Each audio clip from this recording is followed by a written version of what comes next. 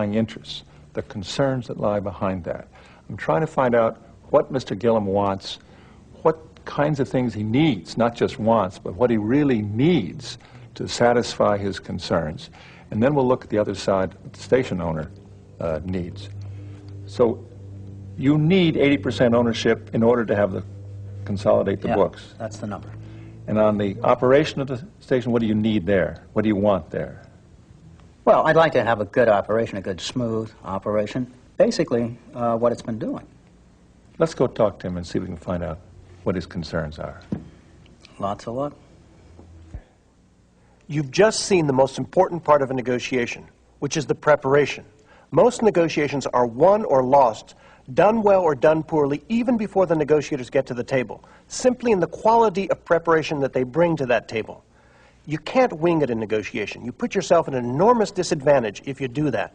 Let's watch Roger Fisher use the value of effective preparation to negotiate on behalf of the buyer. Mr. Bryan, what do you really want out of this situation? As I've said, I want $14 million. I made that very clear. What would you do with the money if you had it? Well, I don't think that's really any of your business. Fair enough, but I want to understand what you care about, because if we're going to make a deal, it's only with your agreement. It's only a deal you want.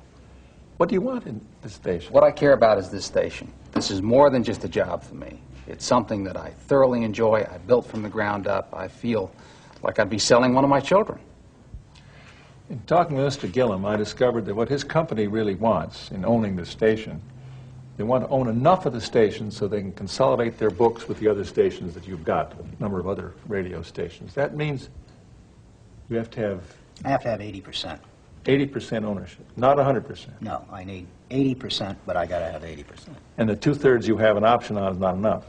No, I got to buy his share. See, the fact he doesn't need it all makes me think there may be some possibility of an arrangement here which leaves you with the station. Well, that 80% is something new. I didn't hear that the first time, but... No, you want to buy a station. 66% wasn't enough. But would that meet some of your concerns? Well, not really, because suppose I continue as an owner in a minority position. Sure, that's where I am now, but would I have creative control?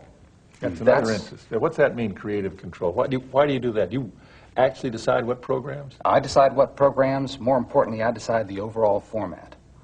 Creative control. What else do you like?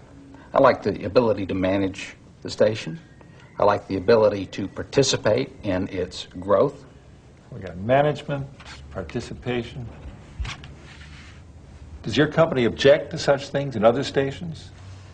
Roger, it sounds like to me he wants the world. He wants a ton of money, he wants creative control, he wants management, he wants the whole 10 yards. We're looking at what his interests are. What are your interests? You have no interest in changing management. Not per se. I have some concerns. What are they? Well, I'm not sure that Mr. Bryant and my company get along. He's just said, you know, how big companies operate. If we don't get along, if this station goes in the dumpers, I've got the risk. Well, what you need an interest there in protection against downside. If the station starts losing money or not doing well, you want some kind of downside protection. Yes, I need downside protection. And you wouldn't mind his getting a piece of the action going up if it goes well.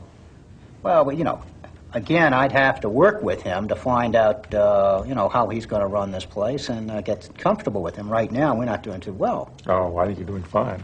You're disagreeing about money, but let's come back up to the money question. If you bought out half Mr. Bryant's interest right now, you were offering $8 million at 8 times cash flow for his share.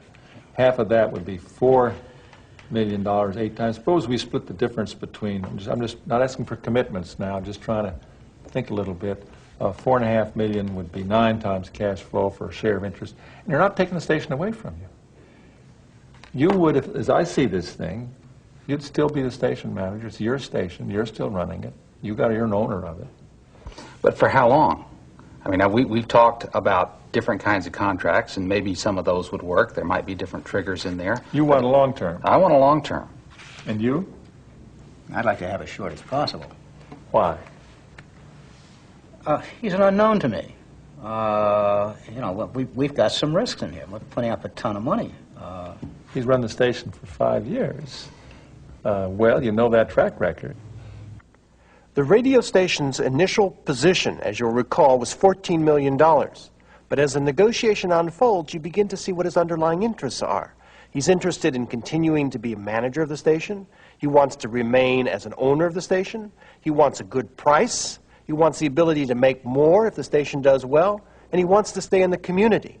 That's the central point, looking behind positions for what are the underlying interests, asking why not, and putting yourself in the other person's shoes.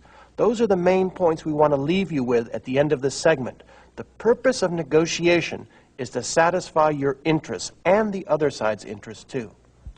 Now, the reason you spend so much time probing behind positions for what are the underlying interests is to be able to invent options that satisfy both sides' interests. In the next segment, we're going to look at exactly how you go about the process of inventing those options for mutual gain.